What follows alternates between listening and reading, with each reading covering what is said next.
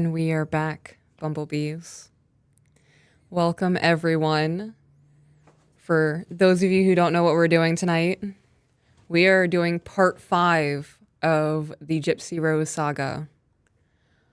Upon covering the case, the interrogations, all of those kinds of things. Before we get too far into it, oh gosh, you can see it. I have my Jinkos unbuttoned.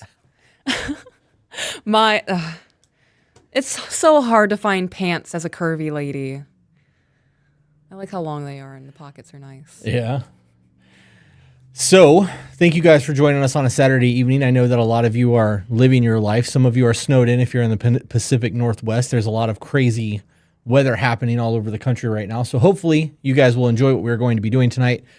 I am here solely as her sidekick to be... Hang on one second. I'm so sorry. Hello?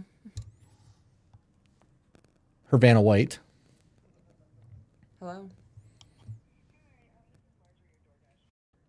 It's our DoorDash guys. My camera's crooked. You know how I know my camera's crooked? So there should be 2 gentlemen because of that line. Yep, I'll go out there. All right, dope. Thank you so much. Okay, am I not muted? Can you guys? Okay, fantastic. So before we get too deep into this, I do want to acknowledge everybody knows Gypsy Rose is out of jail now. She is living her life. She's doing her rounds on the medias, all of it. What we are doing here is breaking down interrogations. Well, in this episode specifically, we're breaking down the interrogations, the way that police officers might interrogate a subject, the way that they manipulate people that they're interrogating. And I think we're also going to get to see throughout these interrogations how, for example, in my mind, Gypsy Rose is very much like an animal backed into a corner trying to find her way out. And I think it allows us to look a little bit more into the way Nick and Gypsy are as individuals, the way things were going on in that time. There is so much here. Just give me one moment, guys. And I am here solely to be her sidekick and to give commentary on things that I feel necessary to give commentary to. Mute your mic since you're over there opening bags. For the most part, I am going to be muted. I will be here in studio. I will also be answering chats in the chat. We will be doing live super chats. So if you guys have super chats that want to come through, we can, read those at the end of the thing. I'll come get it in a second. If you send a $50 super chat, we will interrupt the podcast to read your $50 super chat. If I could get one of the mods to screenshot the super chats for me tonight, that would be dope. And with that being said, here is your lovely host. Me. They forgot your bloomin' onion sauce. Okay.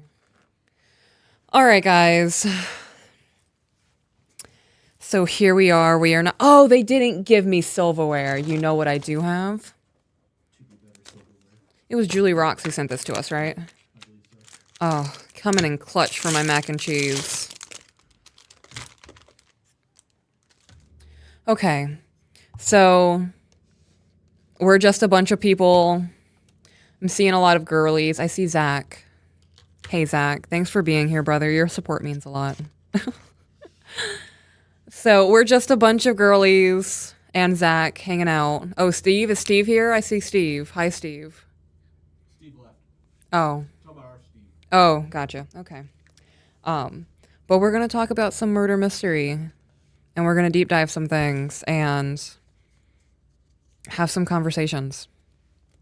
So, we are starting with Nick's interrogation.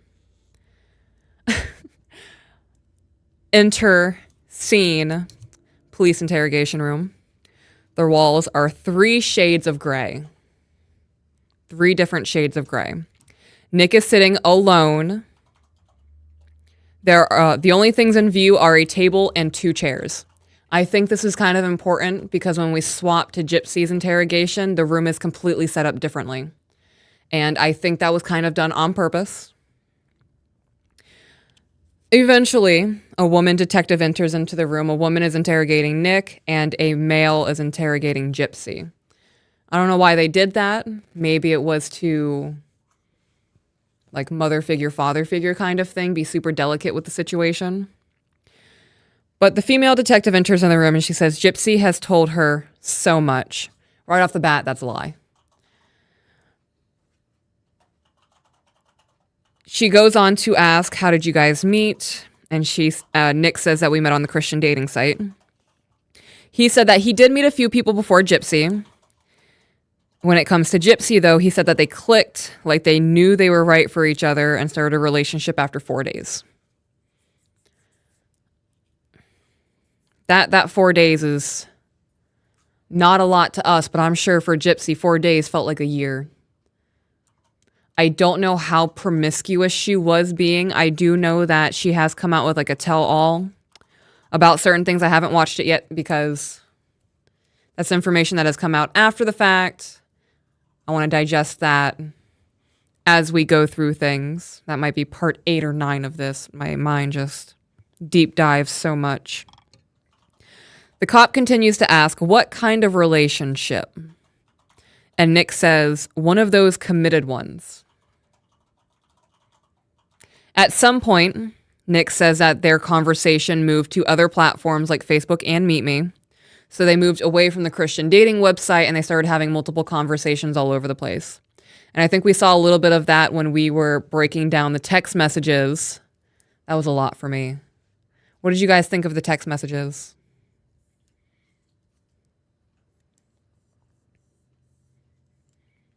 There's such a break between things. I'm going to take a moment to eat some mac and cheese.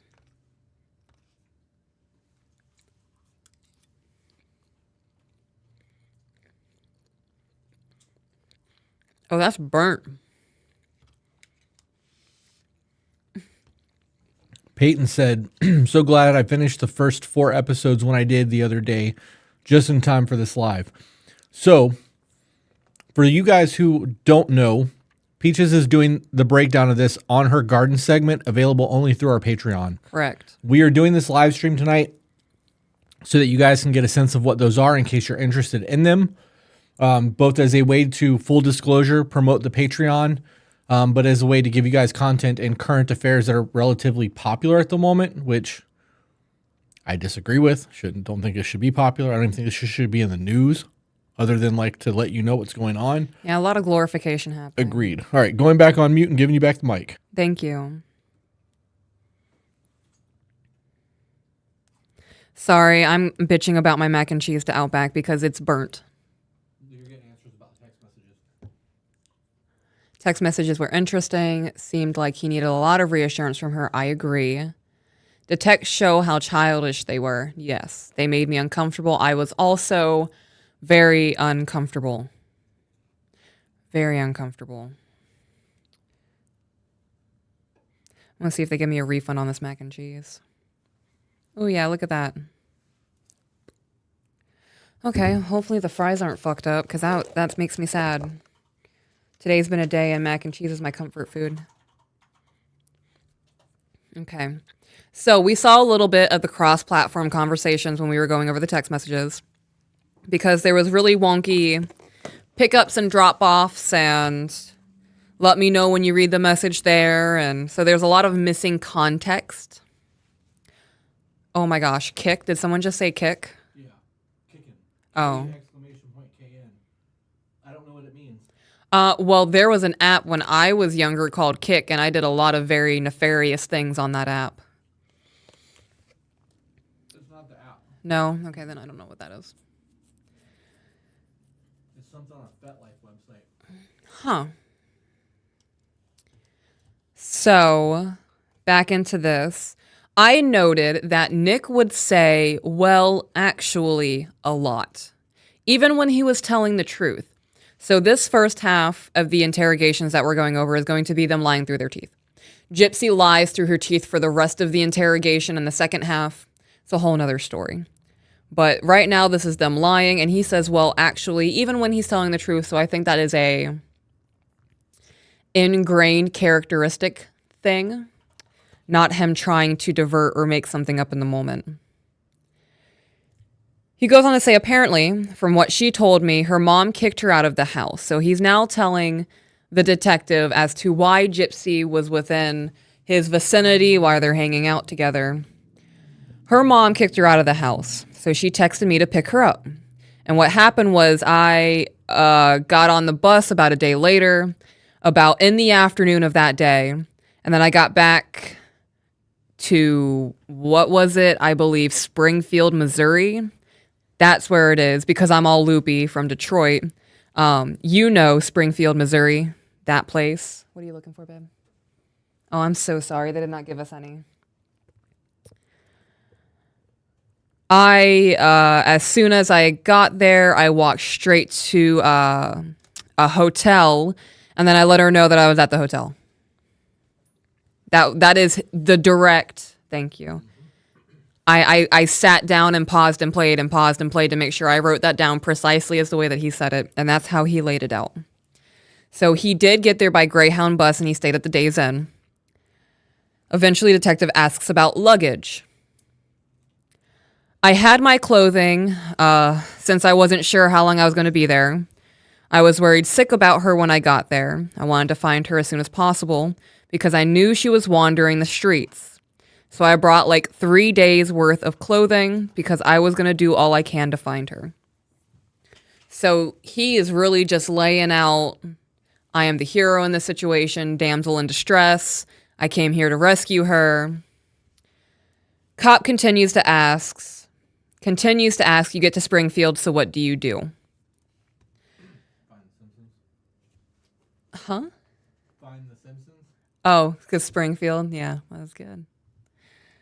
Nick says, I texted her, and then she, and there's obviously a lot of like free public Wi-Fi spots around there. So I don't know where she texted me from, but she was able to find somewhere to text me from. And after that, we would periodically keep in touch. Nick clarifies that he was texting from his phone and she was using Yahoo.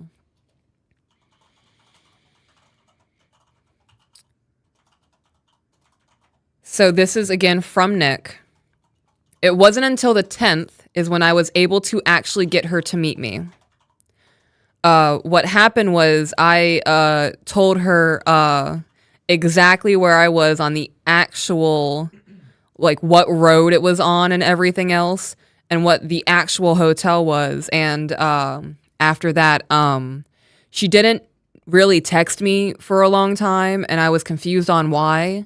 And then as I am going outside my hotel room, I ended up running into her as I'm trying to get to an actual like vending machine right on the same level. So me being a detective, immediately none of that adds up to me. Probably throw a disclaimer in there. I am not a professional.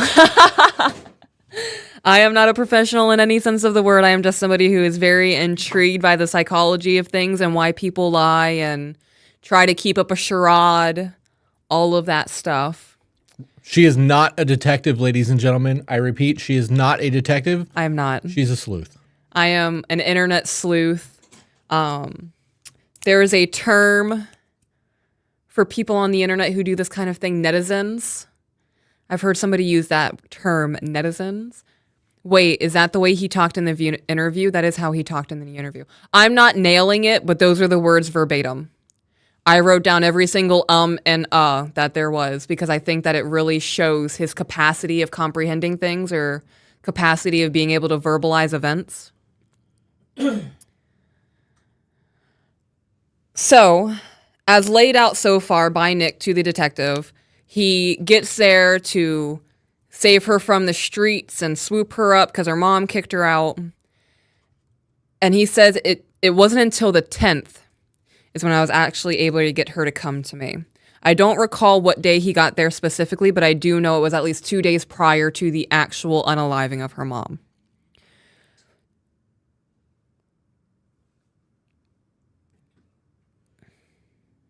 I'm processing. The reason it doesn't add up for me is because well, one, I would expect my man to get there and find me immediately. I could be on the streets in danger and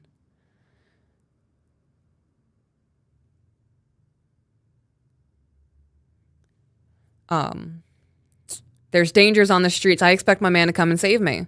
So if I'm wandering the streets for 2 days and I don't have cellular service, I'm relying on Wi-Fi to connect me, like, better be using those, what is it, Chevrolets? What do you say? Yeah. Out there looking for me. It is also strange.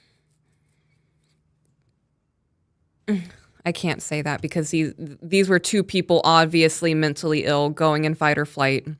So in the moment, they could have 100% believed that they were deceiving and doing the actual thing on pulling the wool over their eyes. But anyone logically thinking about it, that just doesn't make sense. He goes on to say, I realized it was her and opened my door back up, and then I just, apparently she packed because she knew her mom was going to kick her out, and I had to bring her clothes and everything else back into my hotel room. So that way she had somewhere to put it. After that, I asked her if she wanted to get a soda with me, and then she... Oh man, I can't read my own handwriting. And then she blanked with me.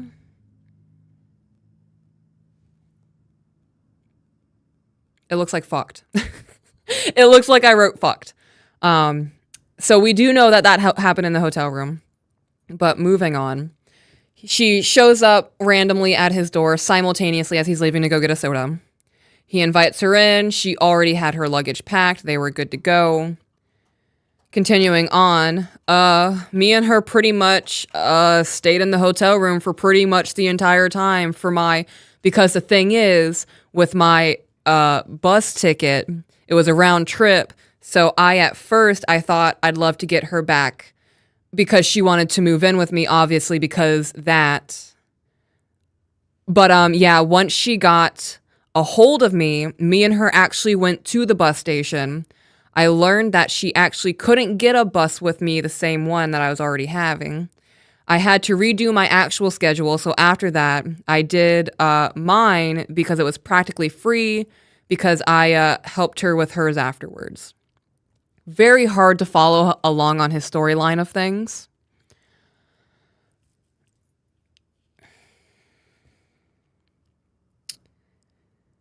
So she gets there. They hang out in the hotel room. They go to the bus station, which we covered when we looked at the surveillance footage. They did go there. From my understanding, Nick is the one who fucked up the ticket purchases. He did not get her a round trip ticket, so they had to reschedule. He then goes on to say, we ended up going back to the hotel just to rest pretty much. And we ordered food. We were pretty much just resting there. Somebody asked how much older than he is her. How much older than he is her? Yeah. Not much older. When they first got together, she did believe that she was like 17 or 18 years old. I don't know. I'd have to Google that. She's now, I believe, 32. Let's find out.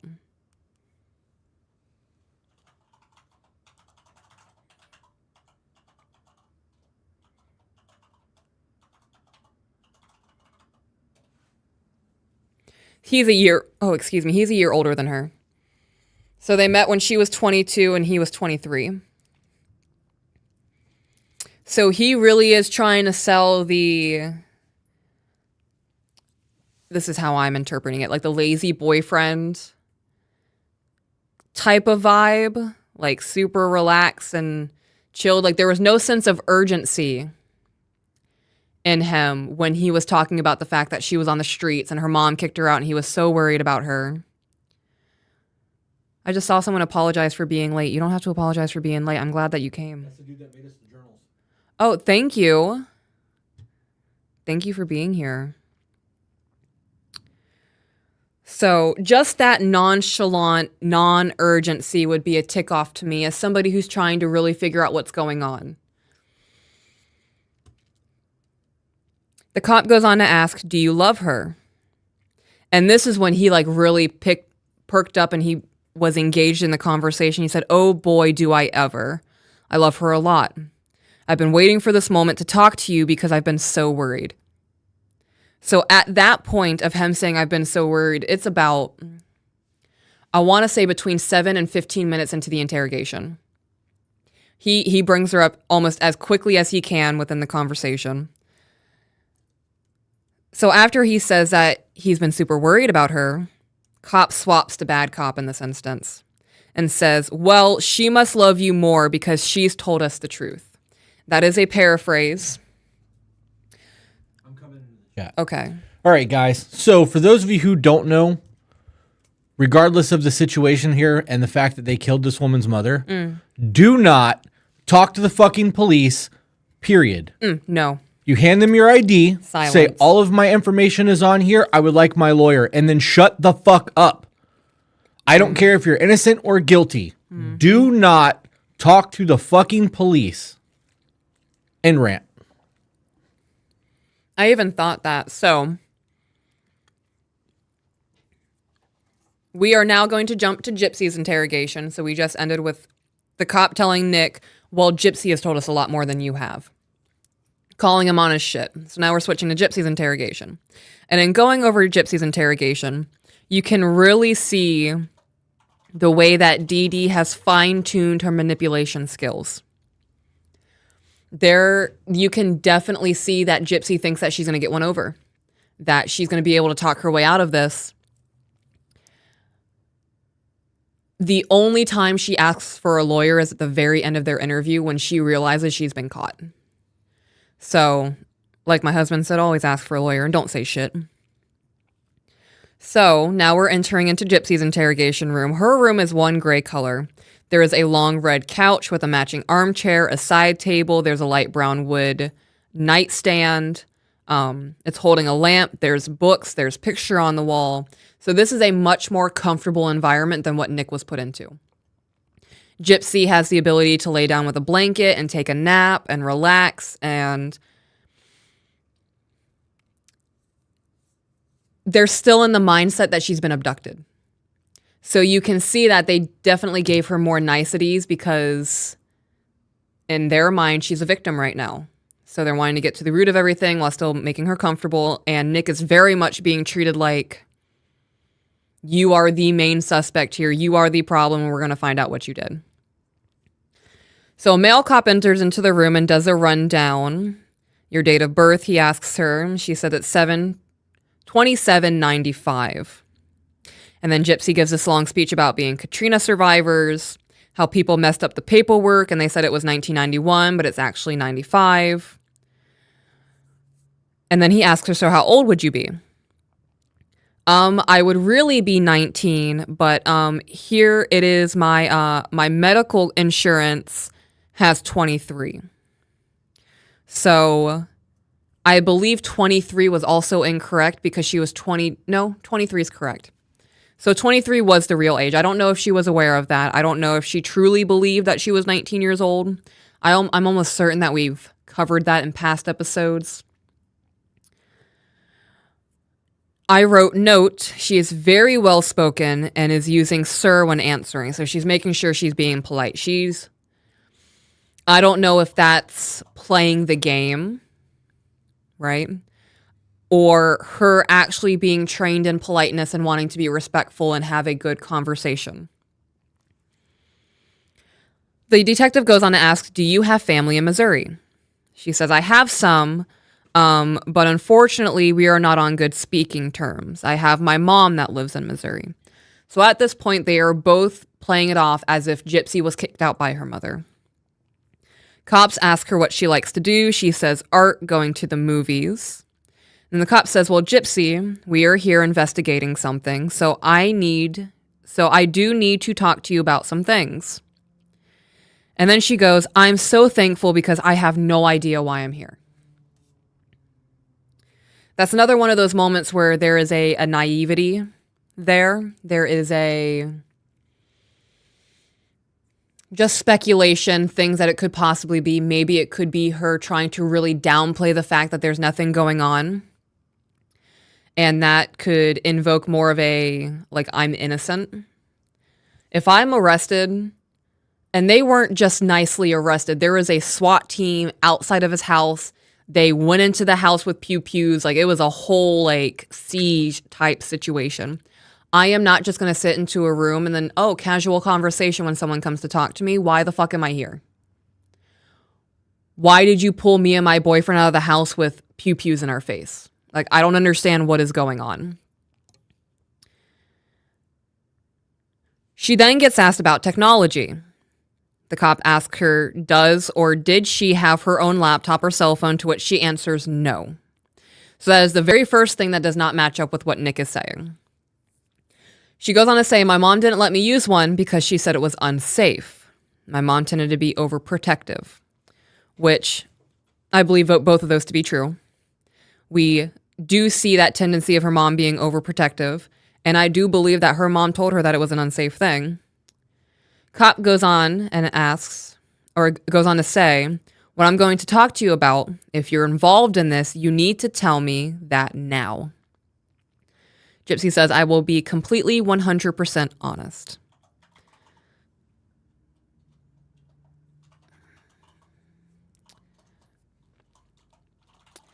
Cops asks, how did you get here from Missouri? Gypsy says, well, it all started when I met my boyfriend, Nick. Okay. And we went online dating. We met on online dating website. My mom had a laptop, and so I used hers. Cop interjects and reiterates she needs to be honest. He does this often, very, very often. They had a whole conversation about the snowball effect. So this detective is sitting here talking to Gypsy and says, look, this is like a snowball. Every single lie you have is going to add on to the snowball. And what happens to the snowball when it keeps going down the hill? It gets bigger, bigger, and more destructive. That is a analogy that he uses often. He very much is trying to be, you're not the bad guy. I understand what's going on. I need you to tell me the truth. I'm on your side. He says, I don't think you're a bad person. You were dealt a bad hand. So this is when he kind of breaks it to her and he goes, 8 minutes and 10 seconds into the interrogation, he hits her with, your mom's dead. He then goes on to say, we've all made mistakes, and he tries to be sympathetic.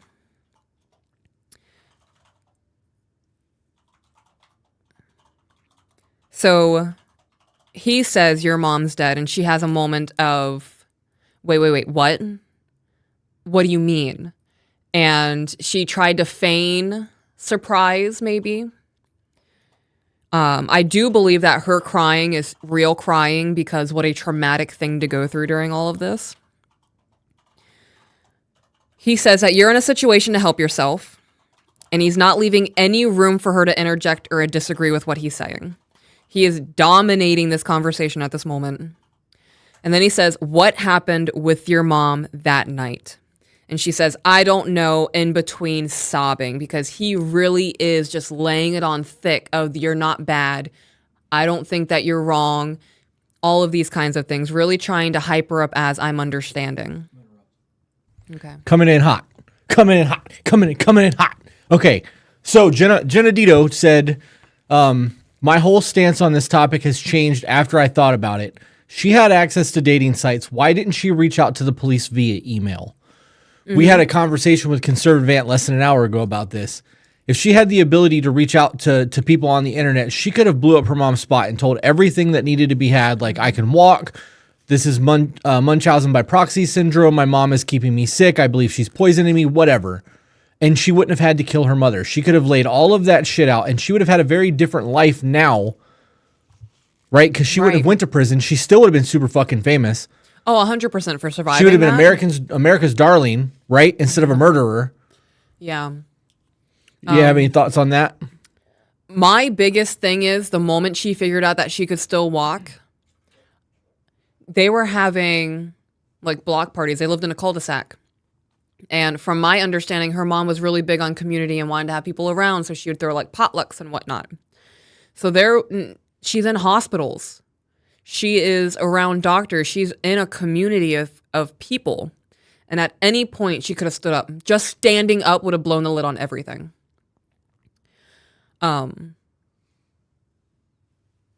This is one of those moments where someone is so deep and thick into the victim mindset. She is a victim. We are not downplaying that at all. Her mom horribly abused her. Okay. We just got another comment from It's Becky to you that said, and what if she turned her in and they did nothing and she had to stay with her mom? Well, she killed her fucking mom. So are we saying that we shouldn't have at least tried that before going straight to murder? Right.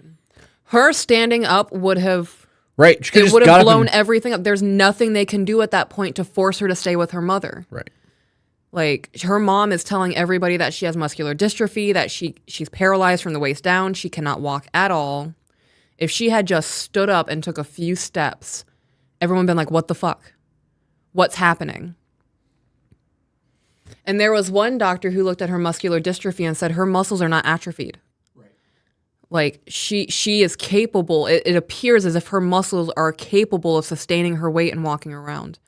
So even if her mom tried to play it off as, oh, it's a miracle, that one doctor who's causing a lot of hullabaloo within the medical community, it would have, could have, should have.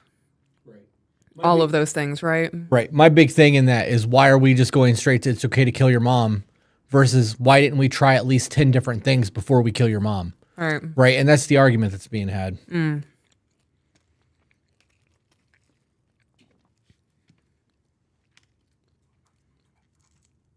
This is crazy. These cheese fries are so good. I love their ranch. Coming back in. So here's another thought. She was a victim, right? She had a horrible life. I'm not taking away from that. Yeah. Maybe the issue wasn't that she wanted help. Maybe the issue is that she wanted revenge. It could have been that. And at this point, she's already done the time. She's out. Why not just be like, yeah, fuck that bitch. She got everything she had coming to her and own it. I mean, maybe she has. I don't know. I am not following this at all. No. I only know because I've listened from the other room while you've done all this, because I don't give a shit about people like this. So she had said that she regrets killing her mother, that it should have never been on the table. She had many other outs that she recognizes now that she didn't recognize in the situation. And she wants to bring a light to Munchausen by proxy syndrome. I can respect that. Yeah. I still don't respect that she killed her mom. Right. She does own the fact that she fucked up and that should have never been an option for her. She wants to be an advocate. Munchausen by proxy is a really, really scary thing because a lot of the times the children don't make it out of that. Like, the ultimate sympathy is having to bury your child. So there's a lot that goes into it.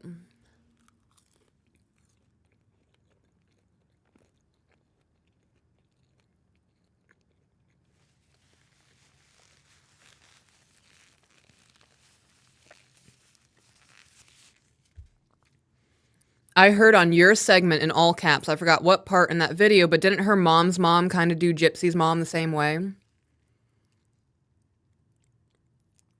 Like Munchausen by proxy? I remember something about that too. You were saying that her mom's mom manipulated the shit out of her. I don't think it was Munchausen though. No, her mom, like her grandmother didn't have Munchausen by proxy. Her mom was very much... I have the notes.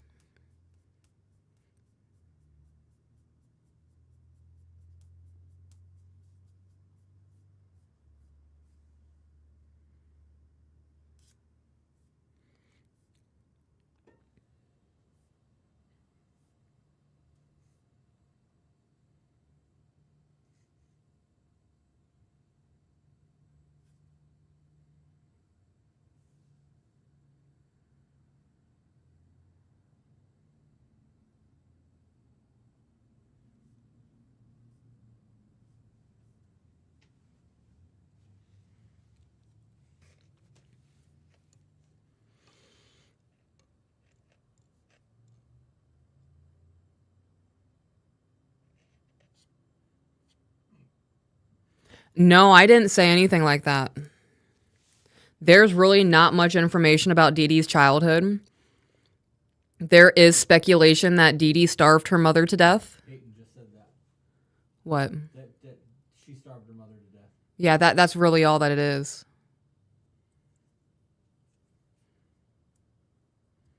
There is speculation that she tried to poison her stepmother. Her stepmother became very ill, and they believe that that she was being poisoned with weed killer by Dee Dee. And after Dee Dee moved out due to tension within the family and the way that she was treating Gypsy, the stepmother miraculously healed. And she was no longer ill. It was a pesticide roundup. The pesticide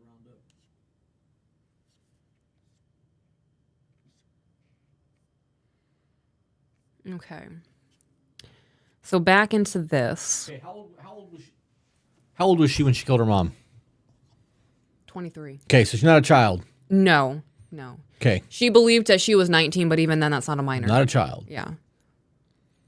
Guys, this whole conversation, I keep seeing people in the chat trying to justify or trying to play the devil's advocate in this. I am one of those people that are okay with a human life being extinguished. So I'm not saying that I'm not trying to downplay that. But when it comes down to one of these things, when it's a child and a mother, or anyone, you should try to eliminate that as an option as much as you can. Mm-hmm. So her scenario being as shitty as it was, she should have at least tried to stand up and walk around or do something other than plot to kill her mother. In the event that they tried multiple things and none of it worked, and she's like, fuck it, I'm just going to kill her. At least then I can be like, hey, man, she tried.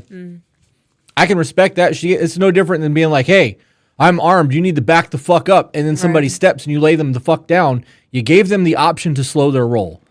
There should have been something that should have been tried before going to that final step. That's all I'm getting at. I'm done. So in the Hulu series, The Act, Gypsy has come out and said that she hates it, that all of the information is wrong and all these kinds of things. In The Act, so we know that she did meet somebody at some type of like Comic-Con type thing. Some dude dressed up as Wolverine. Oh my gosh, that took me forever. Met some gentleman named Wolverine. So I don't know if Named Wolverine or looked like him? Looked like him. It was a thing. It was a dress up thing. Okay. In The Act, she meets him at a hospital because he got into a bar fight and she's walking. In real life, she did run away with him. She was missing for a couple of hours. They were planning to go back to his home state. I don't know if she was still in her wheelchair at that point in time when she left with him or if she was walking. So if The Act was correct and she went and met him at a hospital and she was walking around and went to his house and was walking around his house, excuse me, there is a gumption there to do it. I don't know. That doesn't make sense to me. If you were willing to walk away with someone, his name was Dan, gentleman named Dan, what's different from walking in front of your neighbors? Right? But as I said, we can't have the same mindset as somebody who is mentally ill and dealing with trauma and fight or flight and all of those kinds of things. If any of you had Lieutenant Dan jokes come to your mind just now when she was talking about walking with Dan, we're friends. Just saying.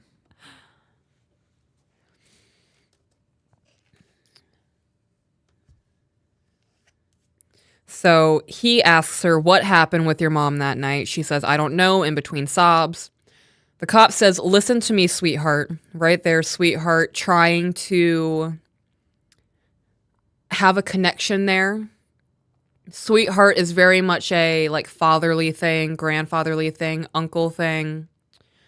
You know what happened to your mom. I wouldn't be here if I didn't already know. Your boyfriend is here. Oh, he's here, and she instantly stops sniffling and crying. So this is much farther into her interrogation. I didn't write down the exact timestamp, but Nick definitely brought her up sooner than she brought him up. And then the cop goes, why? And she says, why what? Why did you hurt your mom? She says, I would never hurt my mom. And after every answer, he reminds her not to lie, and she says, I don't tell lies. She keeps up this charade for a very, very long time. After every answer, I already read that. So the cop reminds her of all the people that love her. They want to know why. So now he's playing that guilt card. He goes on to say, you know, all of your neighbors, all of your friends, you have so many people that care about you. And she was like, yeah, I know I have people that care about me. And he's really hyping her up and like, you're loved. And she's like, no, I know I'm loved. And then he goes, and they all want to know why. And that is the trained interrogator in him. He is very good at his job. He keeps redirecting her back to the why of things. And she'll go off on her little tangents of whatnot. He will always bring it back to, you have people that care about you and love you. Why? She goes, seriously, I would never hurt her. I have a million questions right now. And the cop says, I'm proud you want to ask those questions. I have to interrupt you. We got a $50 super chat from To Be Better. And it says, Peaches, you are so fucking hot. Stop it. Just thought you should know. Show you some shoulder. Thanks for the super chat, To Be Better. We appreciate it. I unveiled my shoulder for you and you missed it. I saw it after the fact. Did you? Yeah. What is Munchausen by proxy? Munchausen by proxy is typically a parent towards a child who will feign that child being ill to garner sympathy and attention. And they will do anything within their power to make sure the child stays ill because they need that attention. There's also a financial gain in all of that. Dee Dee was supplementing their life with the income that they were making off of Gypsy being sick. So he hits her with, I'm proud you want to ask these questions. And in that moment, that's him boosting her confidence to continue speaking.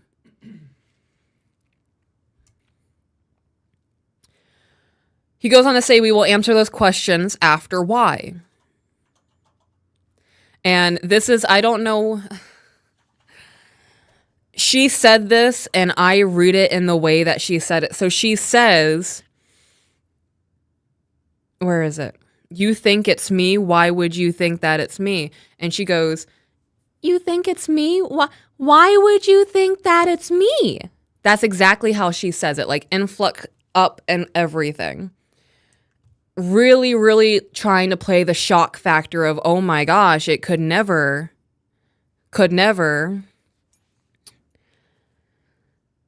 She goes on to say, my mom and I are best friends. And that was a really big theme between Dee Dee and Gypsy. And that's something that parents do to manipulate. That's a whole nother conversation. Your children should not be your best friends. You are a parent. They are the child. No, Peaches, that voice was on point. Thank you, I've practiced.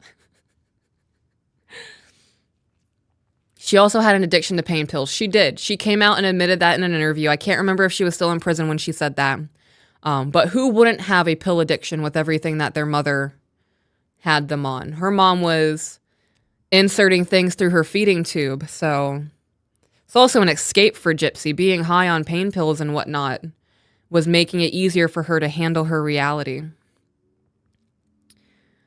But I do believe that her and her mom were best friends. She didn't have anybody else. Her mom made sure of that.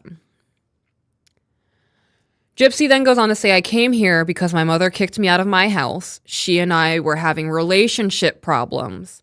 I guess she wanted me to stay her little girl forever. She didn't really like my boyfriend. She said, if you want to move to Wisconsin with him and his family, go. And I packed my stuff. She basically wanted me out before then because we kept having arguments. I'm not a violent person. I would never hurt her. She gave me the money to come here. I asked him to come and get me. The cop interrupts her on this whole long tangent. Let's get back to the why. She says, you keep asking me why. She had a lot of medical conditions as to why she's dead. Instant deflection. It's her medical conditions. Maybe that's why she passed away. Cop says, not a medical condition. Continues on with the why speech. Gypsy says, please tell me she didn't commit suicide. Another deflection. another suggestive train of thought. This is where you really get to see her working her manipulation tactics to steer the conversation, to steer their thoughts like, oh, that was your idea. And then he says, you know what happened. And then she goes, look, Nick and my mom didn't get along very good, but that's all I know. Third deflection. And she threw Nick under the bus. Clearly nothing else is working, so I'm just going to say her and Nick did not have a good relationship, and that's all I know. Cop asks, why do you think Nick did this? And she said, I didn't say he did. Cop says, look, I already know. I've talked to people. Cop says this a lot. This detective says this very often. I've talked to people. I've talked to people. I know what's going on. She then goes on to say, he said that he hated my mom because she didn't want us to be together. I was getting on my mom's nerves, and her nerve medication was running out. Her patience was getting very thin for me sticking up for him every time. At this point, she's crying. The cop says, good job, and pats her on the arm. She goes on to say, so she asked me to stay away from him, and I promised that I would. Then she said, if you wanted to go, go. I guess out of love, she did that. I don't know if that was a, like, speaking hope into existence, like that's what she wanted to happen, so that's what she's saying.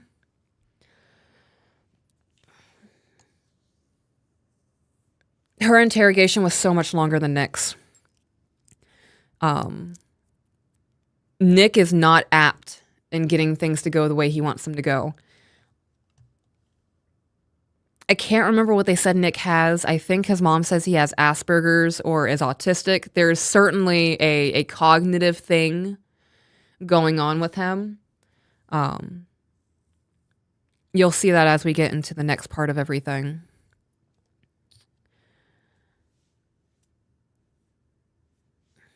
The cop keeps asking, why would this happen? Why do you think Nick would do this? So she mentioned Nick and her mom not having a good relationship, and he latched on to that. That's now what he's saying. He's not just saying why. He's now saying, why would this happen, and why would Nick do it? She says he knows that she's the most important thing to me. So why do you think Nick did this to her? He said that it's us against the world, and he would protect me no matter what, and that we were going to get married and everything, and nothing was going to stop us. And the cop says, even your mom, so he took care of that, didn't he? And she says, what do you mean? And she shakes her head in silence. She goes on to say, I don't think he would want, fuck me, my handwriting is so bad. I don't think he would hurt her. He's very kind, very sweet. She goes on to call him a radicalist towards the police. So she's going on this long tangent now about Nick, and the cop interrupts her. We are not going on about Nick. We are not going on about what Nick believes in. And at this point, we are 35 minutes into the interrogation. So he stops it at that point. He's like, we're not talking about what Nick believes in. We're talking about why you think Nick would do this to your mom. Cop says, now's the time to tell the truth, sweetheart. So again, hitting her with that sweetheart, trying to really be on her comfort side of things to draw out what he wants from her.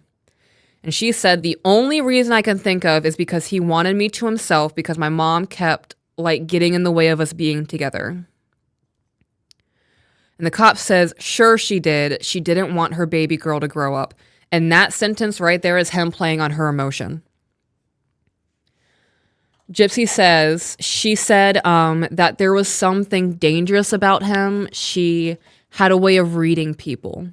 She goes on to say that Dee Dee pretty much called Nick creepy and compared him to Jeffrey Dahmer. And the cop says, your mom was right. She hit the nail right on the head, sweetheart. And then Gypsy starts sobbing. And the cop says, you know your mom was right when she said that.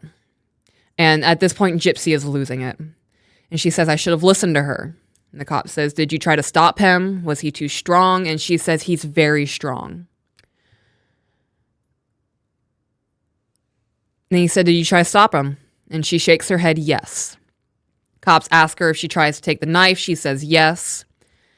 And the cop again asks, was he too strong? And she says, yes. The cop goes on sympathetically about how Nick was too strong and he understands that it was a struggle for her. And in this moment, Gypsy starts to showcase bruises on her arm. I don't know where those bruises came from. I don't know if that was because they had like a DS situation, a Dom sub situation going on. I don't know if that was part of their playtime and now she's using it to give ammo to the fact that Nick is abusive. Or he could have actually been that way. We don't know. It's all speculation. The cop says, did you try to pull the knife away from him? And she shakes her head, yes. The cop says, what did he do with the knife after he was done? Gypsy sobs and says, I'm sorry for lying to you in the beginning. I will tell you the truth now.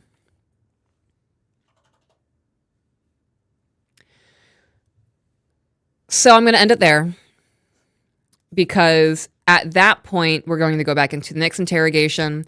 And the cop flat out says, look, Gypsy is telling us that you did all of this, that you're responsible, that you did all of this by yourself. And then he just comes forward and says, well, she asked me to do it. And that's when shit blows open. They start seeing the text messages.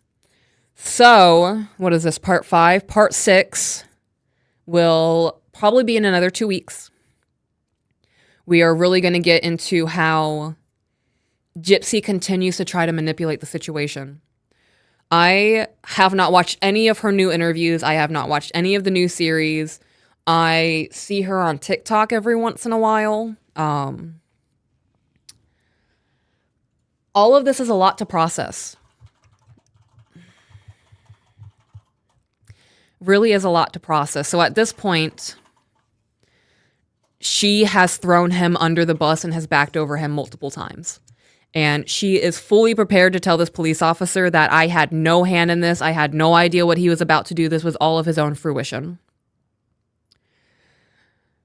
So I might be seeing you guys in 2 weeks, 2 Saturdays from now.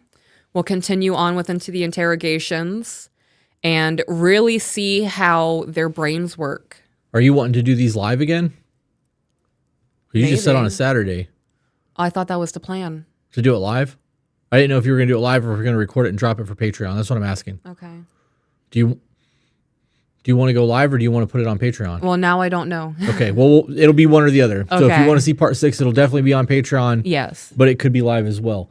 Somebody said in here, and I just want to broach the subject. Ann Larson said, I don't believe life in prison is appropriate for her, but she needs to be out of the spotlight, learning to live a normal life and in heavy therapy. Agreed on all of that. However, I'm curious as to what people's thoughts are for people who get life in prison. Mm-hmm. Right? Because if you're punishing them to the point where they're going to die in prison and they're going to stay their entire existence in there, with the amount of money that has to go into the prison system to keep prisoners like that alive, medical, food, all of that shit. Right. Education if they want it, because it's there if they want it. Wouldn't it make more sense to just eliminate them? Right. Like if you get a sentence that's more than like 50 years, like you kind of forfeit your life at that point. What do you guys think about that?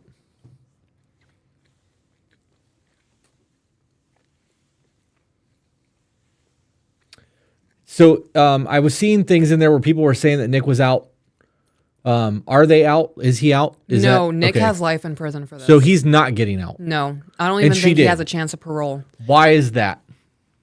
Because of the Munchausen by proxy. They felt bad for her.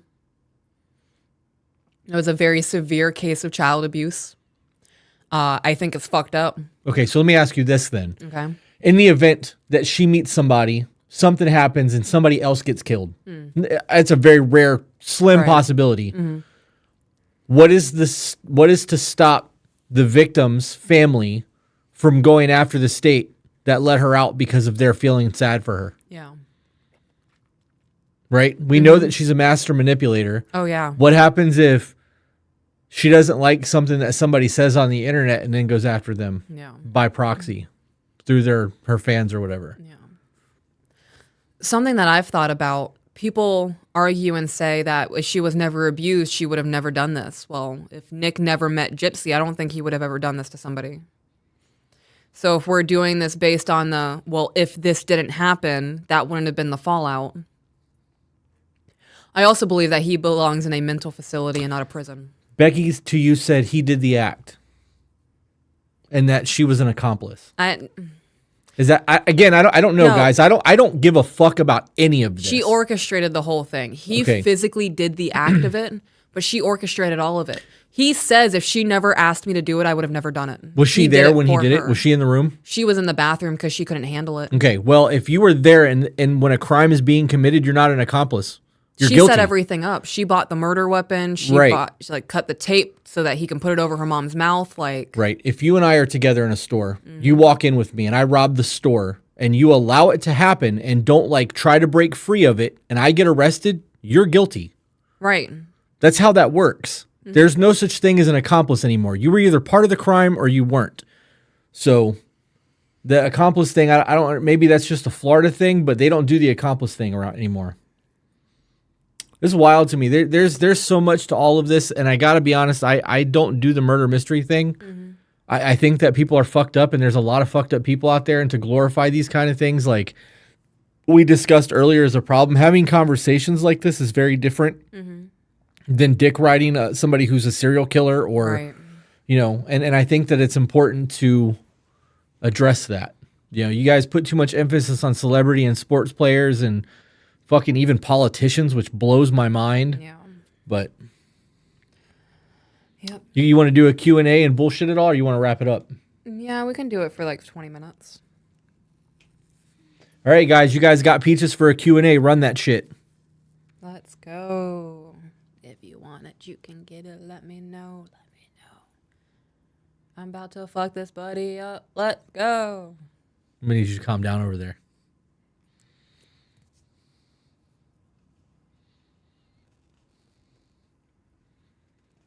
Zach said, he who has planned the death in their heart has already murdered. If that's the case, I'm guilty. Michaela said, what are you eating?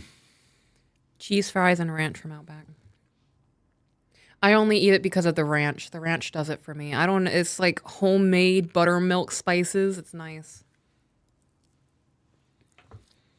Big Danish said, what's your favorite part of the series so far? I think she's probably asking the chat, but what is your favorite? And then follow-up question from Faith said, how are you? Okay. My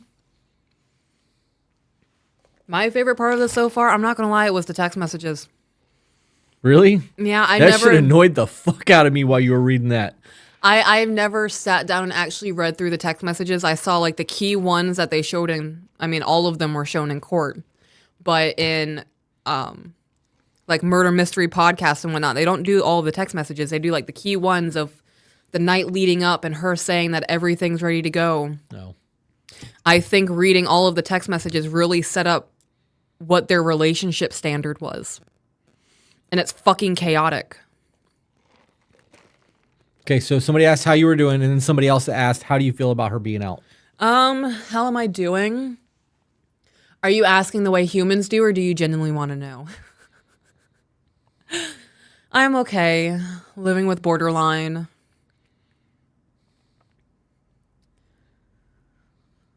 What was the next question? Stop looking at the chat. Okay, what was the next question?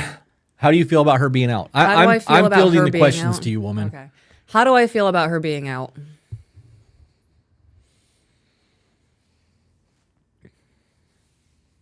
I am concerned for her mental well-being. Agreed. I am very curious to see how this plays out over the course of her life. I am curious to see how her marriage handles. I'm curious to see if they have children, how that will go. Because children who are severely abused typically go towards the other end of the scale, and they're super lenient and allow their children to get away with a lot of things. In regards to her being out,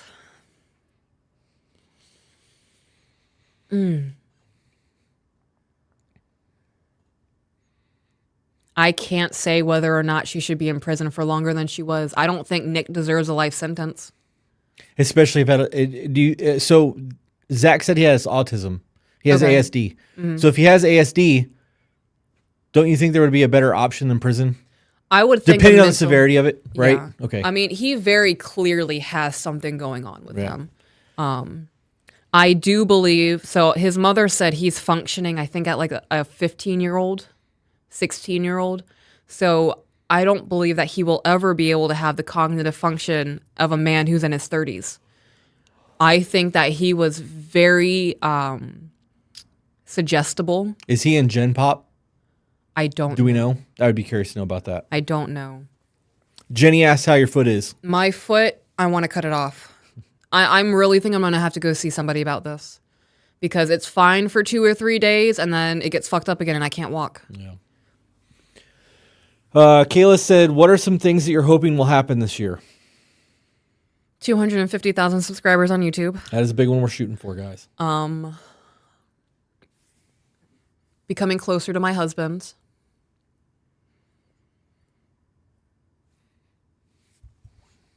Meet and greets. I am looking forward to the meet and greets. Yeah. Yeah. I want to do one in Florida. Anything else? I would have to put more thought into it. Okay. Peyton asked, what other cases are you thinking of doing after this one? Oh, I have no idea. What am I going to be doing after this? I don't know. This has become so consuming for me. I thought it was going to be like a 2-parter. Now we're moving on to part 6. I don't know what I would do after this. Sabrina said, what do you think the gender of her baby will be, boy or girl? I'm hoping for Mike's sake a boy. Yeah? Yep. I think he'll be a good dad. They'll go fishing and hunting and dirt biking and all the Mad Max shit. Yep. What do you think? I'm going to say a girl. Okay. When is your bath line coming out? Sometime in 2024. Jenny said she wants to visit again. All the meet and greets, she said. Will you guys travel to other countries for meet and greets? That depends on how big we get. If we get to the point where we actually have fans in other countries that wants us to travel and we can make that work, yes. We are at a point now where I've sat down with the accountant and asked questions, and we can write that stuff off on our taxes for travel for meet and greets. So that's not an unrealistic thing. We just have to kind of make it work. Desi said, I think someone else asked this in the past, but I didn't see the answer. Is that Chris's hand tattooed on your neck? It's so cool. It is. This is my husband's hand. Yeah. Clary said, if I had my daughter first, she would be an only child. Yep. Something about raising girls. It'd be like that. Y'all are fucking so much more to deal with than boys are. But and that's a fact. You look at our 2 kids, Xena Warrior Princess is fucking fearless. My God, does she stress me out. Stresses the fuck out of me, too. It's Becky T said, sorry if I came across as an ass tonight. That's not my intention at all. It's Becky to you. We have conversations here. Bless you. I didn't think any of that was you coming across as an ass. I think that it was just conversations and devil advocates. This is healthy dialogue, guys. We're not soft. Like we are. It takes so much to upset me. Yeah.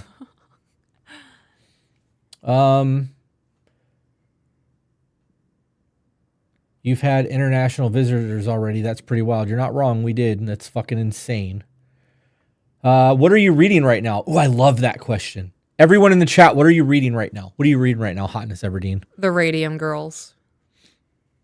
I'm reading The Art of the Deal by Donald Trump. Nice. Yep. And it's given me a whole new perspective into that man's mindset. Yep. When do you think meet and greets will be set up by? I am taking a vacation to Florida in March. There is a strong possibility that we will be in Arizona at some point in March, so I don't know. But the meet and greets are for sure coming. We just have to work out a couple of details. I think we might rent out a roller skating rink. We talked about that today to do a meet and greet there. Yeah. I don't really know yet. That's all here and there. Bender the Offender said bike update. Bike update. Yep. Well, lucky for you guys, we just put out a triple R. Oh yeah, hey, I forgot about that, guys. We put out a video today that is called the Triple R. It is Reviews, relations, and recreation. right, and it's a way that we can talk about our hobbies and talk about dates and how we can strengthen our relationships through our hobbies. And it does go over bikes a little bit. We bought quads, and we got our first adventure bike, and we're slowly getting everything where it needs to be. So that's the bike update. Just need my body to heal. Yep. Yeah, we are definitely waiting on that. Choice Theory, Law of Human Nature, and The Boy from the Woods. Damn, they're doing a threefer. Oh wow. Wait, I forgot to ask questions about books. Let's see. Danish said I enjoyed the shit out of this. 5 Love Languages, 12 Rules for Life by Jordan Peterson. That's I love a good that. book. The Alchemist, in between books, but constantly the Bible. Consistently, I mean. And Killers of the Flower Moon. Ryan Shepard said, bye guys, have a good night. Gonna go help the wife with plants. Have fun with that. Daring Greatly by Brené Brown. Brene. Currently not reading anything. Have 4 Audible credits and not sure what to use them on. Have you read Own Your Past, Change Your Future by John Deloney? If you haven't, I would recommend that because that's going to correlate into some stories that we're going to be talking about soon. And if you've read that one and you haven't read Crucial Conversations, read that one because that's also going to cover stories. And then you'll have a leg up when we do that episode. You'll know what we're talking about. Okay, since we're listing multiple books, I'm also listening to Fantastic Womanhood for the Timeless Woman, and I am listening to I'm Glad My Mom Died. Wow. That last one's got a pretty intense title. Yeah, Jeanette McCurdy wrote it. She was a Nickelodeon star. Her mom forced her into childhood acting and was very inappropriate and manipulative with her. Wow. Yeah. Somebody said 4,000 Weeks. I love that book. WIP Mama said book breakdown ? That's something I'll be doing on the garden. Yeah? Okay. Yep. Heather I mean, said, I've already started that with the proper care and feeding. oh, of the yeah, you husband. did. Yes, you did. And we have part 2 of that coming in the next, 2 weeks? We're going to have to record it. Yeah. Heather asked if we would ever be willing to come more north ever. Yeah, we are going to be going north. We should be over that way at some point because we want to go to Montana, Arizona, Utah, Oregon. We do want to travel. I'm reading Asper Girls, and I'm also reading I'm Not Naughty, a book on pathological demand avoidance. RRR is like Sally sells seashells for me.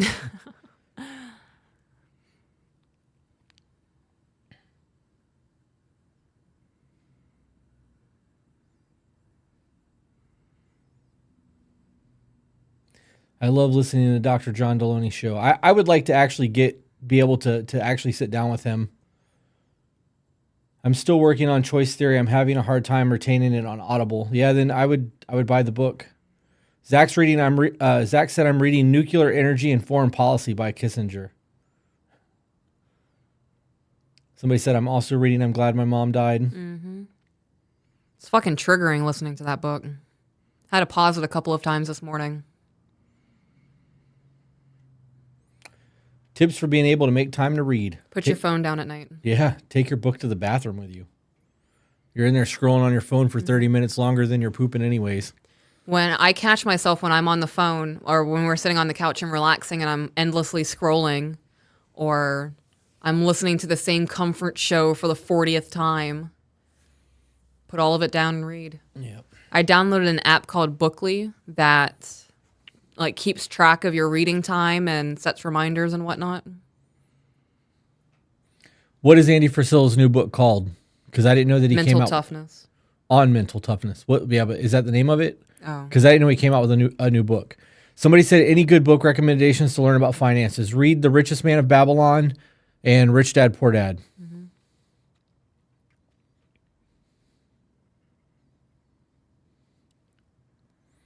Oh my God, my favorite podcaster is interviewing my second favorite podcast. Heather, if you mean John Deloney, look, you guys want us to interview people. You guys have to make us known. You got to blow their shit up and tag the fuck out of us to let them know that like we exist. because these guys are super busy and a lot of them don't control their own social. So the only way that we're going to get to meet these people and have these conversations is if y'all blow their shit up.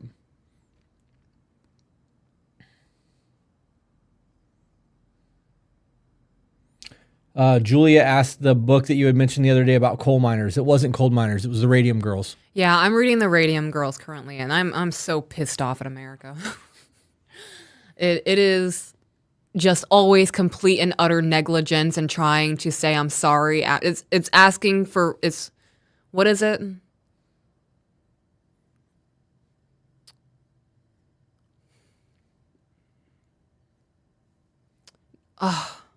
Something about not asking for permission, just ask for forgiveness later. It's easier to ask for forgiveness than it is for permission. Maybe. I don't know. Is that what you're asking for? A phrase? Yeah, I think that's the phrase, but I don't know if that's the phrase. It's just America on repeat doing really shitty things to human beings living in the country. Yeah. And then going, oopsies, sorry about that. And then we'll keep it in control now. Just overlooking everything possibly going wrong because of money.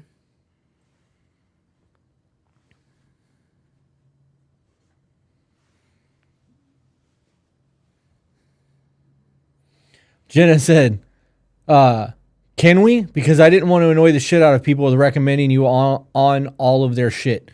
You guys can fucking recommend us to everyone. Anyone that you would like to see on our podcast, hit their comment sections hard.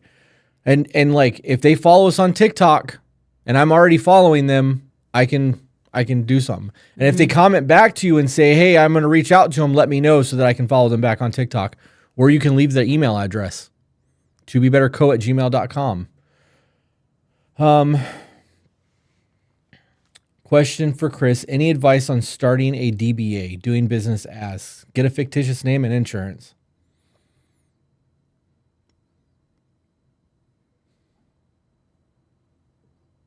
You see what Zach said? Yeah, don't get me started. Yeah. One nation under blackmail is wild.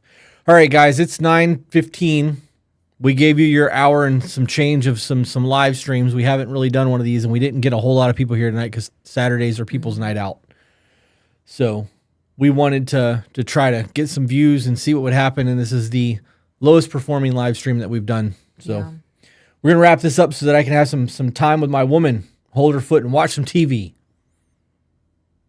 I'm ready. See you guys on the next one. Bye, guys.